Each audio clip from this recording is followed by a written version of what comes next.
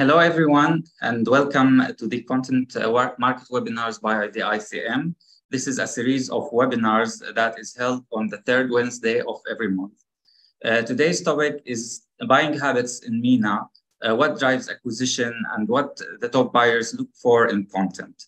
Joining us today is Mr. Tariq Abu Lughot from Arab Media Network, Mr. Phil McKenzie from M Content, and Mrs. Nermeen Hassan from Shufa.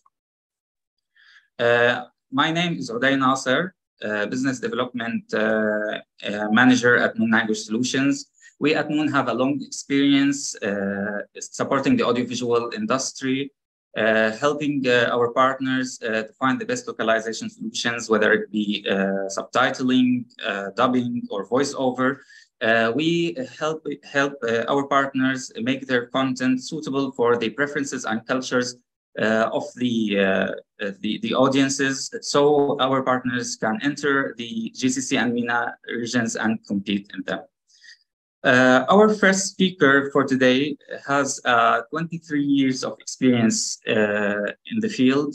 Tariq Abu Lughot is the founder and CEO of Arab Media Network. It's a diverse media and entertainment company based in Amman, Jordan.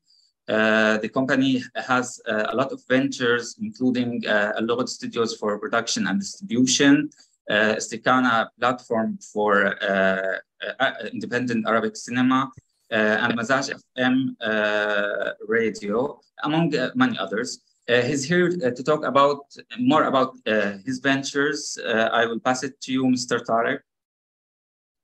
Thank you, Uday. Good afternoon, everyone. I'm glad to be joining this panel.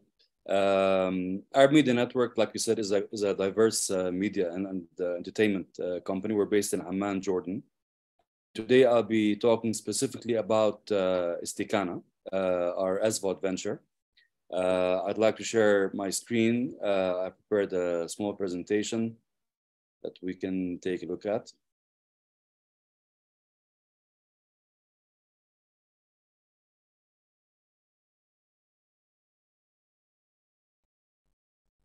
So Istikana was established in 2011, and it's one of the very first Arabic SVOD platforms.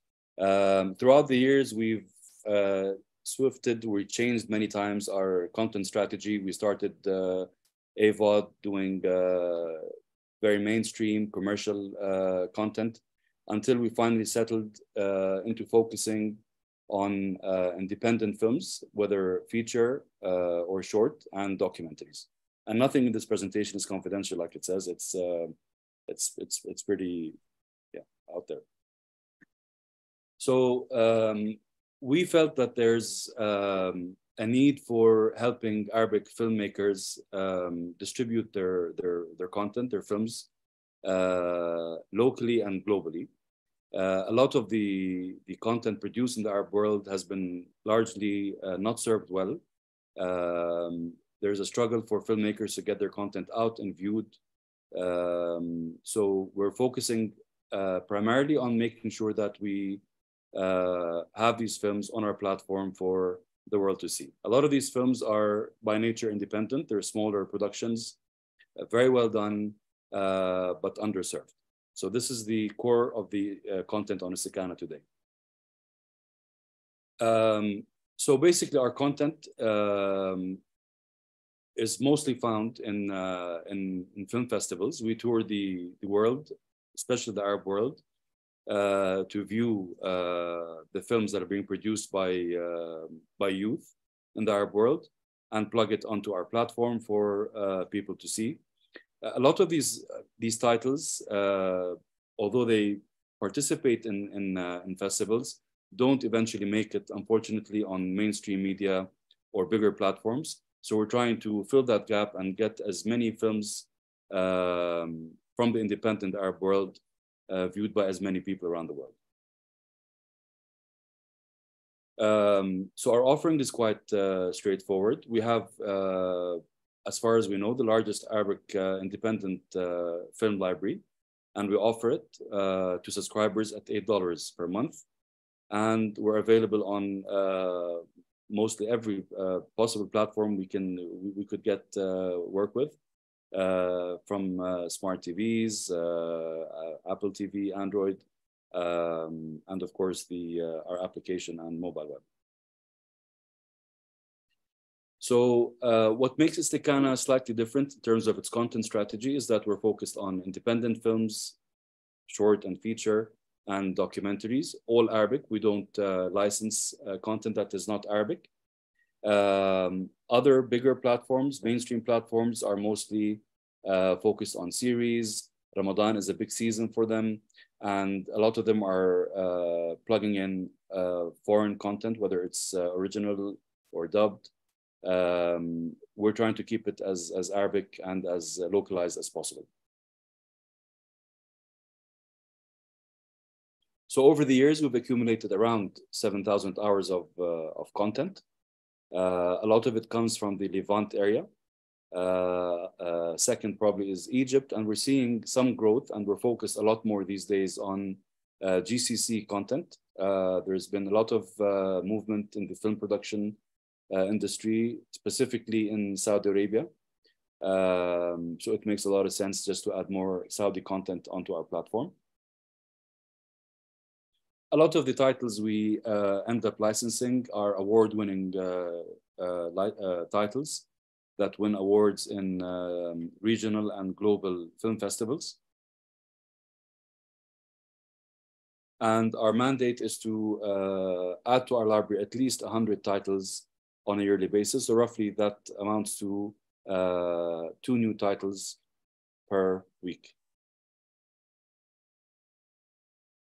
Like I was saying, we're trying to follow the demand and the supply trends in the area. Levant still is our major offering, films from the Levant and Egypt, but we're seeing more growth year over year from the GCC, particularly from Saudi.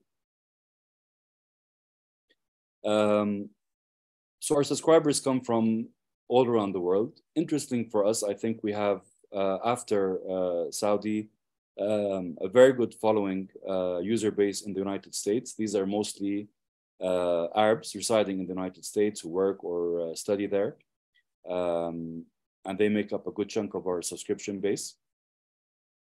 Again, a lot more growth over the years using smart TV as their preferred platform to watch Istikana. And our subscriber base is quite young. We tailor mostly to an 18 to 34-year-old demographic. And that is the last slide from my presentation. And thank you for listening. Thank you very much. Thank you for supporting independent cinema. We need more of this in the Arab region. Our next speaker is presenting a new way and exciting way of watching to the region. Phil McKenzie is the co-founder of M Content. Their platform, MyCo, is a video streaming, funding, production, and distribution platform that rewards viewers for viewing and creators for creating, incorporating new technologies such as the metaverse and NFTs. MyCo is venturing to introduce a novel kind of platform to the region. Phil, thank you for joining us today, and I'll pass it to you so you can start your presentation. Thank you, and thank you for having me today. Yeah, that was a very kind introduction. Let me just share my screen. So yeah, because as you rightly said, this is a slightly, well, it is a new concept for a lot of people watching and listening, and I'm sure the first few slides, well, a little bit of it is going to be talking about like why we're different and what we're doing as an introduction. So MyCo is the world's first fully tokenized Web3 watch and earn ecosystem, which sounds like a lot of big words, but essentially what it is the entire platform built around the model of watch and earn. So as a viewer, as the audience, you are being rewarded in tokens. The more you watch, the more you earn. On the other side of that equation, the creators are earning the other 65%. So the audience get 35% of any revenues that go through the platform that day, divided by the number of views, and the creators get the other 65%. So boiled down very simply, that's how we work. Primarily, our big focus is on the youth, Gen Z, young millennial, and how we deliver content to them is in a variety of ways, whether that's AVOD, SVOD. We'll bring in fast capabilities as well, and some clever kind of Web3 pieces like community funding, gating via NFTs, and fractional ownership of content. As I said, the viewer earns every time they're watching. As soon as you're signed up, you just have to put your details in.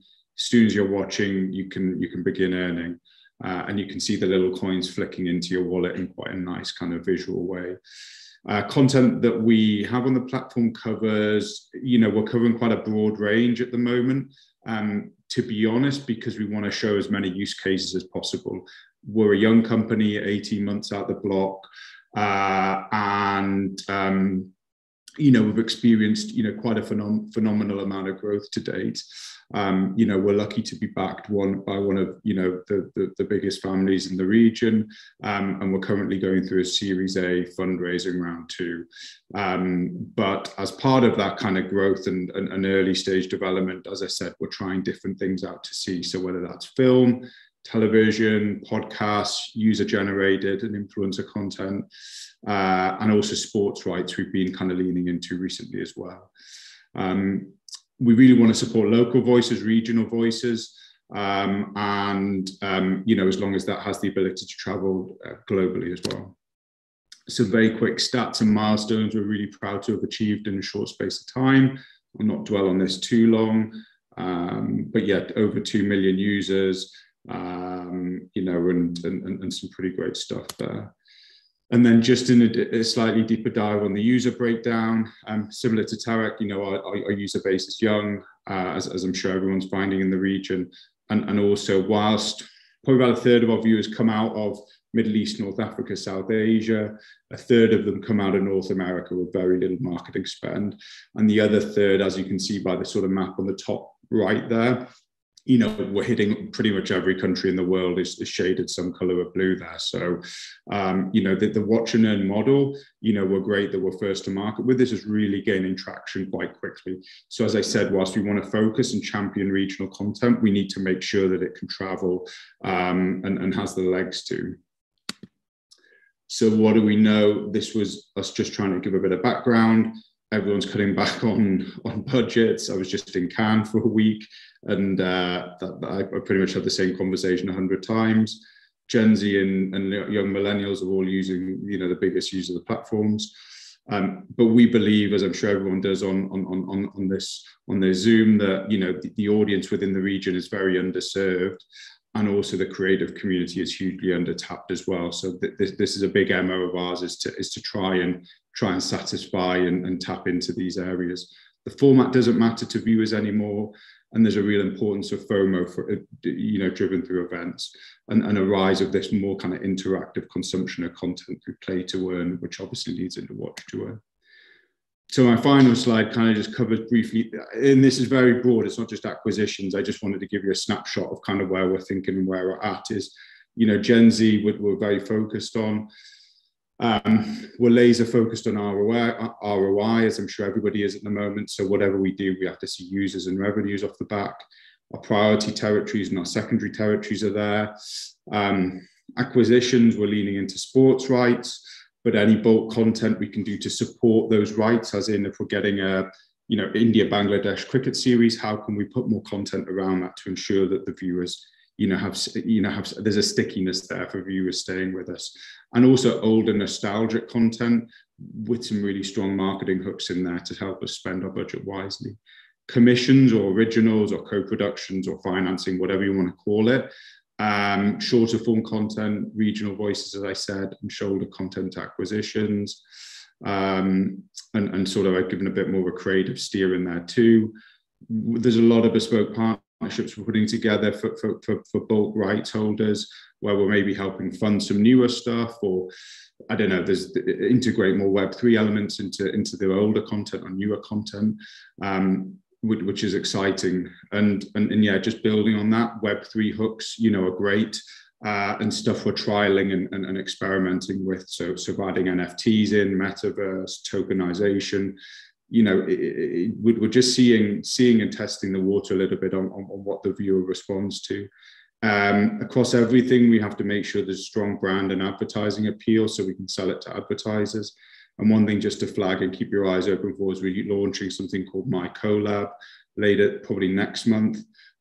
Which will be almost like an academy and also a crowdfunding mechanism within the platform, again to help young creators, whether they're filmmakers, TV people, influencers, podcasters, anything, you know, come through and get the support they need, both mentoring, educational, and also funding.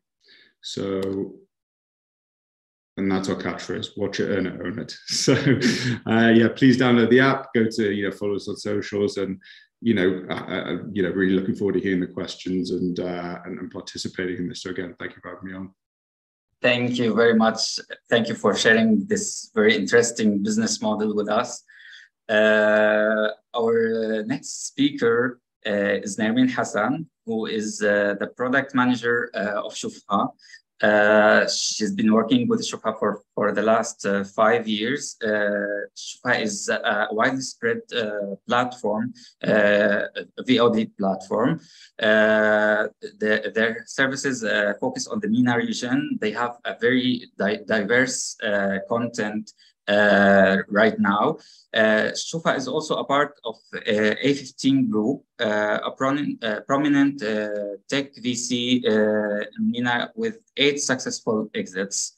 Nermin, thank you very much for being with us today. I'll pass to you to start your presentation. Thank you so much. Thank you. And it's my pleasure to be with you guys today. 1 second. So let me start with giving you a very small brief about the product. We started to operate in June 16. From day one, we started as a subscription video on demand platform. Now we're live in 15 countries across the MENA region, maybe in KSA, UAE, Qatar. And since our main payment method is DCB, so we integrated with more than 30 mobile operators across the region. We're offering actually to our users relatable content, and we're going to tackle this point in a few minutes. As for the price, we always make sure to offer our users a very affordable price in each country we launch in. And as I said, we have a very, very easy payment method. It's very convenient. For the DCB, to give you more glimpse of it, is when you subscribe through your phone number, and the subscription fees get directly to your phone bill. We have content catalog that we act as a content aggregator for our users. So if you want to watch something classical, you will find it. If you want to watch something that has recently released, you will actually also find it. We're live as a website or as a mobile application. Actually, for the mobile application, we provide the subscription through the store. For the Smart TV app, we're going to launch it very soon. Now it's live on Samsung, and now we're launching the LG version. For the content, when I mentioned relatable content, we actually follow the local diversification strategy. And here the term local implies that we offer Arabic content, and diversification here implies that the content is in many slangs, maybe North African, Egyptian, Levant, Khaliji. So what's backing up here is the local teams that we have. Since we're operating we have our own offices in North Africa, in Egypt, in GCC. So this team is our heroes. I can say that very confidently, as they always go to, always give us insights. They always have the last say when it comes to content selection. We're actually, when it comes to content acquisition, we deal with more than 90 well-known content providers worldwide. Maybe the big names that would be relatable to the MENA region would be Rotana and ART and MediaLink International. For the content productions, as we always want to go for productions, as we want to avoid to provide more and more value to our users, we always do productions in a very effective and smart way. For the content productions, mainly we have we have the know-how of having producing content like movies, series, shows, and maybe our latest content steps. We're actually launching our original limited series. It's called Banoon, and we have recently exclusively acquired the film بحبك, who actually made a great success in the cinemas, and especially in Saudi Arabia. Thank you very much for sharing this with us. I can see a lot of interesting content just through the presentation. Thank you all for your presentations. Now we can start our question and answer session. If you could kindly switch on your microphones and cameras, and to everyone who's watching us, please don't hesitate to send us your questions or inquiries.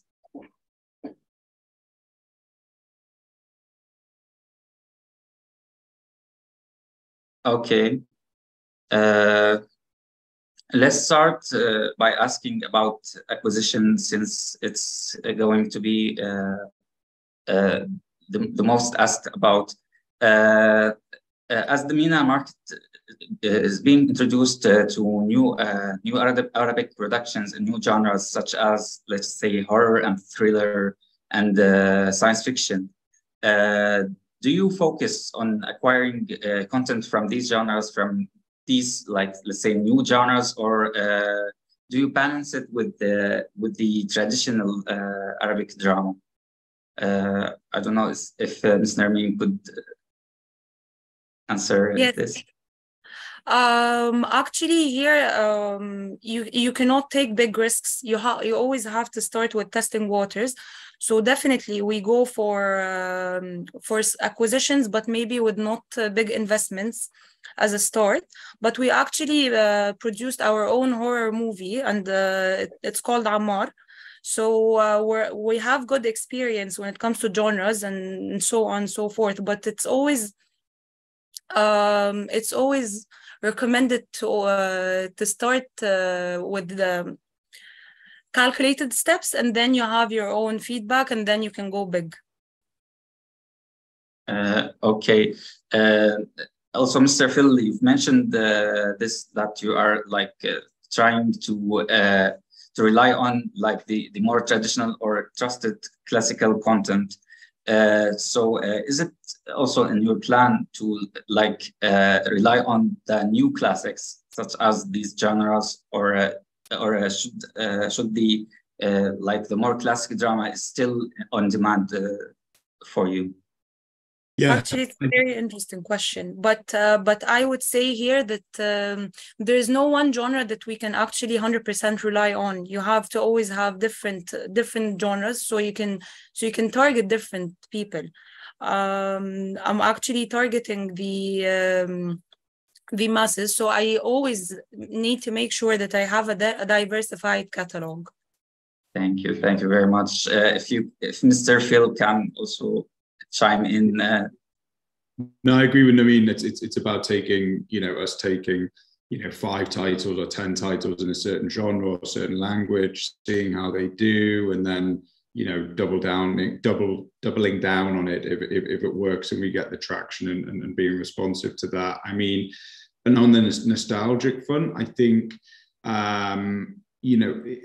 there's so much content out there. There's so many libraries out there, and there's so many great titles there with good cast and great storylines that have a sort of fond place in people's hearts, or they grew up with them or whatever. So it's our job as sort of more newer, more nimble platforms that we've got to kind of look under those places that the big guys aren't, and try and market them. And I mean, even Netflix have started doing this, because I think we saw like a 10-year-old Bruce Willis film in the top 10 a month ago. Like people like new stuff, but there's also a familiarity and a warmth with older titles. And the more genre stuff for us will be shorter form originals that we can keep our budgets down with new filmmakers, test an edgy concept, and then if it works we can adapt it and make it into something bigger. But yeah, I don't think we'll trial it, and we have trialed it pre-buying and coming in for new stuff, but I think there's just so much there already that means we can be sensible with our budget, and our marketing team are fantastic. So give them 100 titles, they'll find a handful that there's enough hooks in there to market to the audience we've got. Okay, so like we're in the new age, but we are also in the age of the rising nostalgia. Everything is nostalgic now. It was mentioned, like as we said, testing the content and trying new content, but in small chunks. Some platforms try to introduce like bold or controversial content, while others try to stay safe. What might be the equation for pushing the limit? I'd like to ask you, Mr. Tarek, about this, since let's say independent movies are the most who try to push limits. So what's the equation? When is it like pushing a limit, and when is it just plain controversial or offensive? Yeah, so but by default, independent films are naturally more groundbreaking, or more like they tackle issues that mainstream media don't. And we are ultimately part of the Arab world, so there is a red line we try not to cross in any acquisition decision we take. But mostly this red line, I think, is dictated to us by our core audience, which is naturally younger. So it's not it's not set in blood. It moves, it develops, it changes.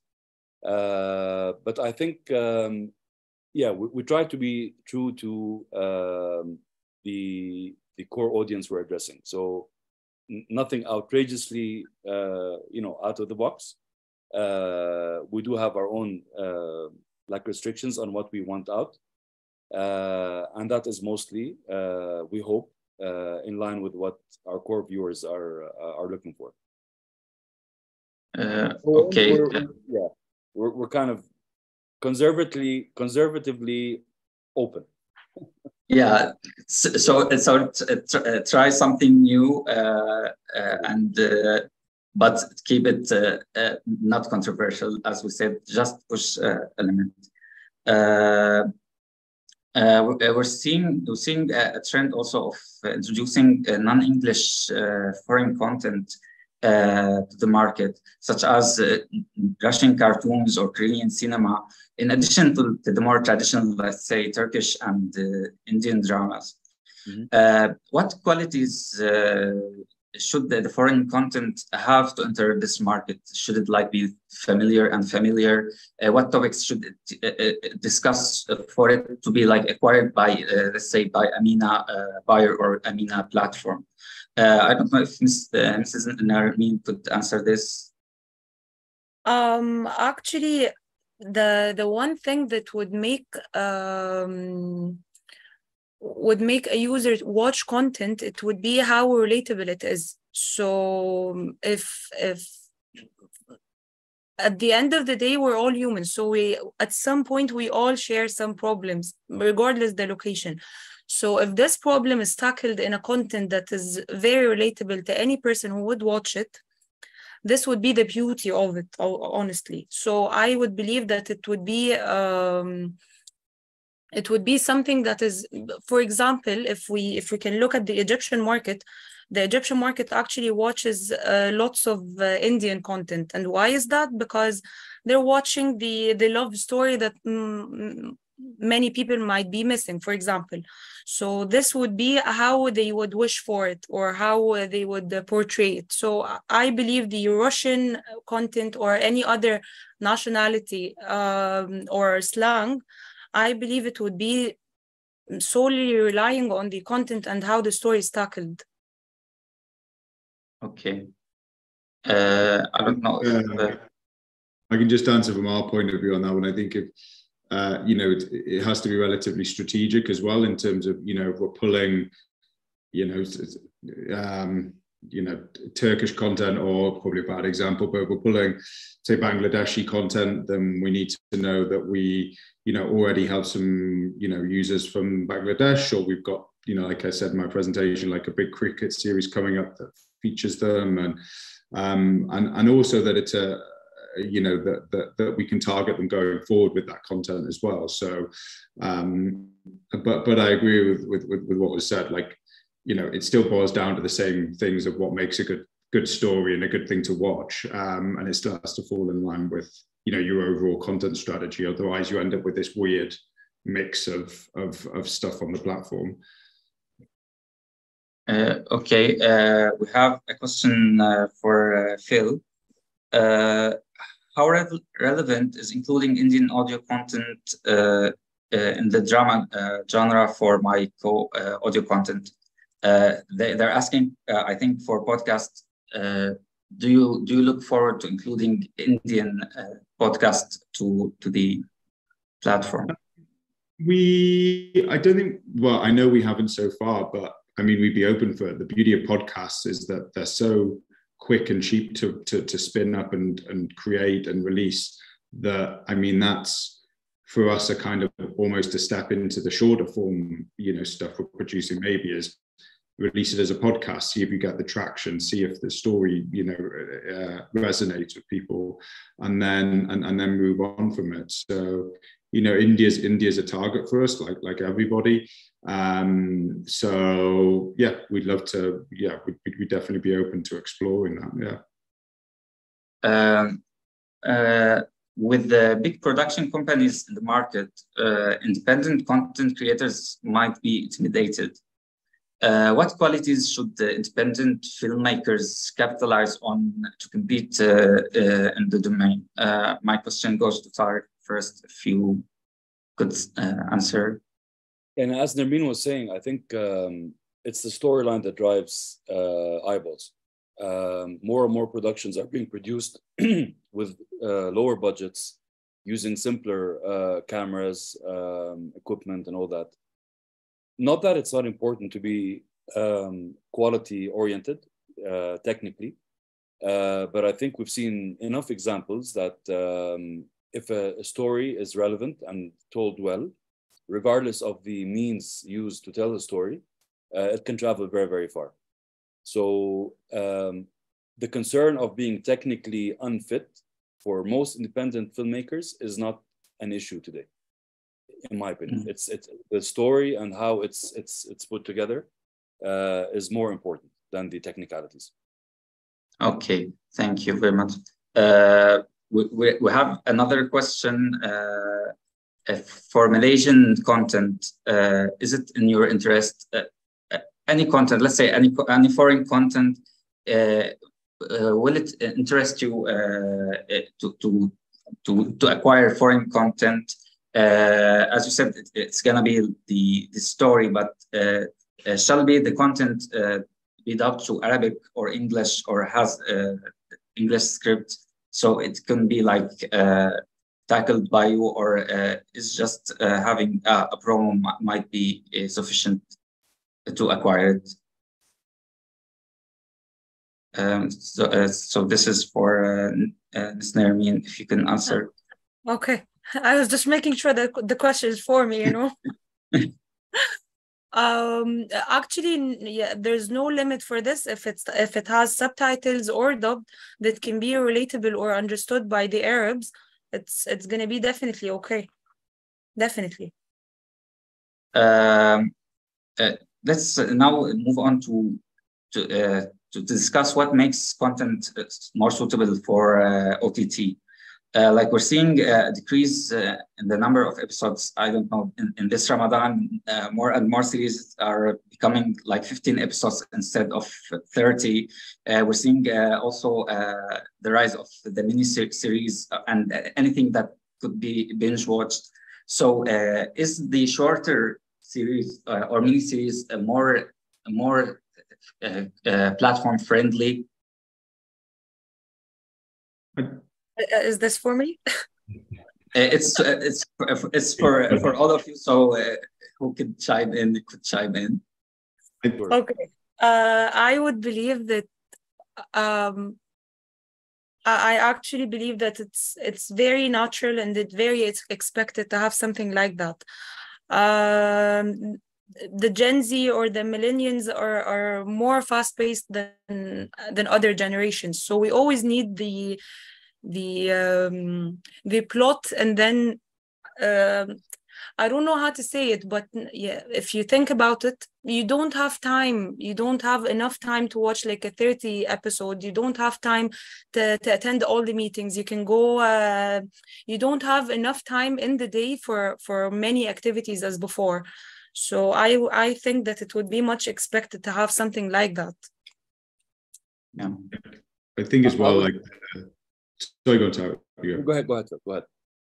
I was going to say that like everyone's cutting budget at the moment at the top end of things. So, you know, that's the biggest pressure, I think, for, you know, series being, you know, a lot shorter and there'll be a lot less series made as well at that scale, those kind of tentpole sort of flashy mini series with that in mind. But, you know, as Nermeen said, you know, we've got to think about the audience as well and keep them at the heart of what we do. And they want shorter, snappier content. And so I think that kind of plays into all of our hands, really, that you know, everyone on the Zoom and what we're trying to do, which is exciting. Yeah, this is also there's a phenomena where the every scene of the series should be like reelable or could be made into a reel or a TikTok video for it to be more successful to gain traction from social media. So I'm seeing the shorter scenes, the shorter episode time, so it could fit the age of social media more. Mr. Fitzo, since as we've seen your platform, it's influencer based. So what qualities also should be in influencer videos so they can be successful, let's say, on micro? It's influencer based to some extent. I mean, we want to have like a broad range of content on there, and influencer UGC is part of that mix. For us, I mean, the platform's there to be used as a service as well. Anyone can come and sign up and start uploading content and being rewarded for it in tokens, and have their audience, their viewers, rewarded at the same time. So it's very much for anyone who wants to use it. We have, you know, we are onboarding and, you know, making commercial offers to certain influencers. But as you'd imagine, they're individuals or individuals that have, you know, strong followings or particular, you know, unique, you know, style of content they're creating that really resonates, and we hope they can bring onto the platform as well as part of that deal. So I know it's a kind of little bit loose to define, but yeah, that's our kind of influencer strategy at the moment. Okay, so as we're still on the platforms topic, is adding closed captions to online content a necessity? I'd like to start with Mr. Tariq. Do you think closed captions are a necessity now?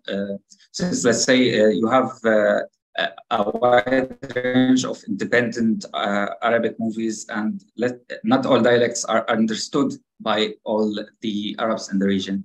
So do you search to adding closed captions to your content? Yeah, I think it's important to make the content accessible to as many people as possible. Our mandate is to make sure that we serve Arabic content regionally and globally. So the easier we make it for users or viewers to watch the content and understand it and engage with it, of course, the better as an experience. So I think it's good to have closed captions on all content if possible. Yeah. Can I just say one thing about the shorter episode? Yeah. Historically, I think the Arabic television market has screened essentially 10 or 15 episode stories, but elongated to 30 hour dramas. And I think because viewers are migrating in big numbers from mainstream television to digital platforms, this need to fill up this hour slot on a daily basis to keep audiences engaged has become less significant. But essentially, the stories are being told in what they're worth. Whether it's 5 episodes or 10 or 15, there's no longer such a need to push it out to 30 episodes. Okay, so take it from Mr. Tariq to everyone who's watching. Cut your filler scenes. You don't need them anymore. Filler scenes are for TV, not for platforms. If you want to sell a TV station, you better beef it up with a lot of filler scenes. Yeah, sure. Let's.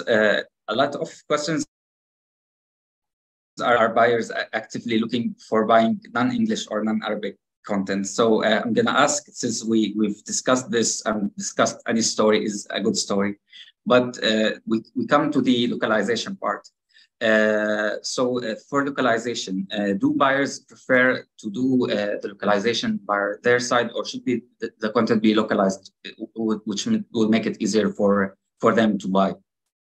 Can we, Ms. Nermeen, could you answer this? The localization here, do you mean dubbing or actually recreating the content again in an Arabic format? No, let's start by the localization by the first the dubbing step, or the subtitling. Dubbing or subtitling. So do buyers prefer to do the localization themselves, or do buyers need the content to be localized? Actually, from my side, it would be a more costly to go for the localization from my side. But I would prefer to have content that is already localized. But at the end of the day, if the content is really good, I would, and I chose to go for the investment for it, definitely I would go for that. But it's always easier and more efficient to have the content as it is localized. Okay, Mr. Phil, do you agree with Ms. Nermeen? I agree, and anyway, it kind of just comes into the negotiation, doesn't it? Like if it's not, then it's all one cost at our side, really. Connected to that bit of content. So we're going to try and push back on that, and depending on the quality, like Nermeen said, depends on how hard we push or whether we take that on ourselves. So yeah. Okay. Also, in the topic of localization, Mr. Tariq, since you've worked in distribution also, should content sellers dub their content, or is it sufficient just to add subtitles? When could someone do one of them instead of the other? I think it really does help if the content is plug and play. So the more service there is, if it's dubbed, subtitled, dubbed better than subtitled, it has more demand. TV stations prefer in the MENA to broadcast in original language or dubbed in their own languages, which makes it harder for acquisition for content that is not dubbed or not localized at all. It just makes the trip and the journey harder, and yeah. Yeah, okay. Since the topic was mentioned, let's talk about foreign format adaptation, adapting the format into Arabic. What makes a broadcaster choose to adapt a format instead just buying the original series? What qualities should it contain for it to be successful and to do this, to be adapted instead of being bought? I don't know if Mr. Tariq can also chime in on this. I think it boils down to relevance and what financial opportunities can be made from localizing this content. TV stations have historically done a lot of localization for talent shows, and it makes a lot of sense because a lot of the talent speaks, the language of the area. It associates with the music of the area and all that. There was actually a very interesting project on Netflix, a localization of a film that was, I think, originally Italian, Ashab al-Az. Yes. Phenomenally well. I think a lot has to do with, seeing your characters that and the stars that you're acquainted to, perform such roles. So that I think worked pretty well. So I guess it's relevance after all. Content stickiness is all about relevance. Yeah, Ms. Naiman, I think you have something to add. I cannot agree more with Tariq, actually. Yes, that's so true. If you have the good resources in terms of equipment or cost or budget, or actors who would represent the relevant story to users, definitely it's going to be the check is here will be done. So yeah. I cannot agree more, actually. I think Suits also did pretty well. Suits bil Arabic, yes. Yeah, and traveled very far in the Arab world, mostly because also of, you could relate to the environment, to the actors, to the issues, more than the original Suits, I think, for our area.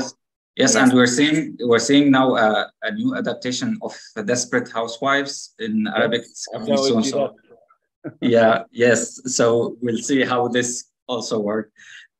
Since we've talked, if you have the budget, so now we're talking like costs and stuff. Let's talk about when buyers try to produce their original content. So we're seeing in the market more trend of co-production, like big companies, instead of producing their content, they look for other agencies to co-produce with, or even outsource the whole production to another agency. So when this is happen, when the big companies look to outsource to these agencies, and what do these agencies try to look for or to provide in their services so they can be picked? I think it's I think it comes down to commercial points again. Probably we've been building kind of production capability in house. Bringing exec producers in to make sure we can kind of do it in house and do it quickly. But that would always be our preference, I'd say. Otherwise, it comes down to commercials, like what are they bringing to the table. Sometimes it's better to have that kind of client, service relationship where you can kind of hammer them down on price, but and sometimes it makes sense as well from a financial point of view if they're willing to put money in, or you can work like a co-production treaty on a larger scale or something like that. So I think it kind of comes down to the financing and the commercials and the budget level that you're sort of playing at. That's what I'd say. Anyone has additional I would just add that sometimes co-productions are a form of risk management. So instead of, we all have, as big or small our budgets are, we are limited to a quarterly annual budget. So not putting all your budgets in a limited number of titles or projects, finding co-producers who are willing to take this risk and provide access to different markets, other platforms, other media, I think is a good thing. And I think we're seeing more and more of that, because productions don't come cheap, the good ones. Yeah. And as a means to manage risk, I think co-productions are a very good idea. As you've mentioned, producing content could be costly, but also it has something to give back. When it rewards bigger income. One of the methods that they use in producing and production to get their money back is product placement. So do any of you have some advice to people who are looking to place their products in content? What should they do?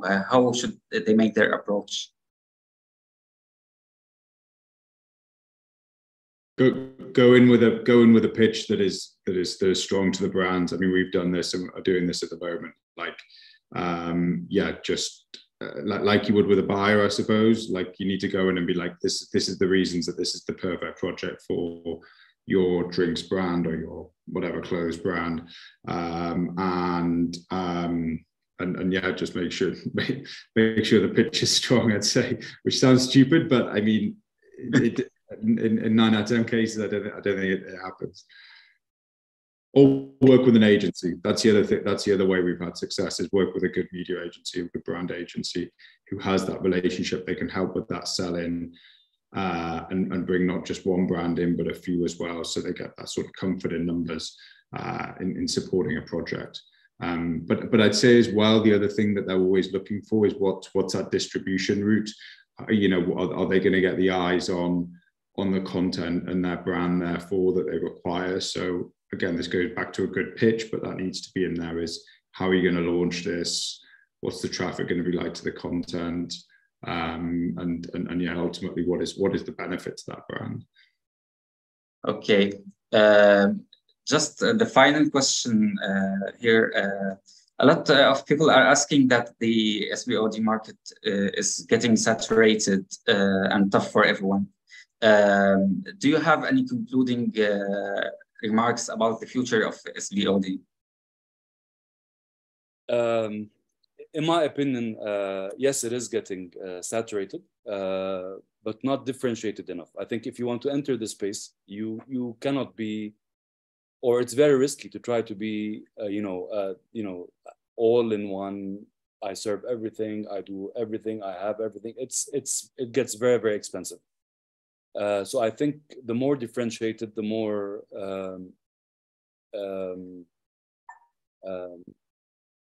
niche or specialized you are. That's the word I'm looking for. The more specialized you are, the more chances you are of not only gaining subscribers, but keeping them. The most expensive item on our budget is not the content. In our case, it's actually finding and keeping the subscriber. So yes, it's more likely to find a subscriber and keep him if you're differentiated. If you're one of, he'll be with you for Ramadan, then he'll sign off, or he'll be with you for a certain show and then seek other platforms. I think if you provide something that is very tailored, very specific, you have a higher chance of maintaining your subscribers and lowering your cost of acquisition. And that's reducing churn, which is very important. Thank you very much. Nermin, do you have any closing remarks? Actually, I would say something exactly like Tariq said. You have to have something different to be offered. If you're looking to compete with the already established brand in the industry, you wouldn't actually have the luxury to do that. You have to play in the blue ocean, as people say. Yes, yes. Thank you very much. Mr. Phil, do you have anything to add before we conclude? Yeah, I agree with what the guys are saying, and that's going to get increasingly tough, which is why we think that, you know, giving money back to the viewer, giving power back to the viewer is where it stands. You know, don't ask for them to commit to you. You commit to them and make them part of the whole kind of the value chain in doing so. So yeah, we'll bring in some elements of SVOD, but it's about putting money back in their pocket or rewarding them in different ways, whether that's experience because it's niche and it's interesting, it's different, or whether it's commercially more interesting, which is kind of where we've gone with our model. So yeah, but I agree with everything you said. Thank you very much.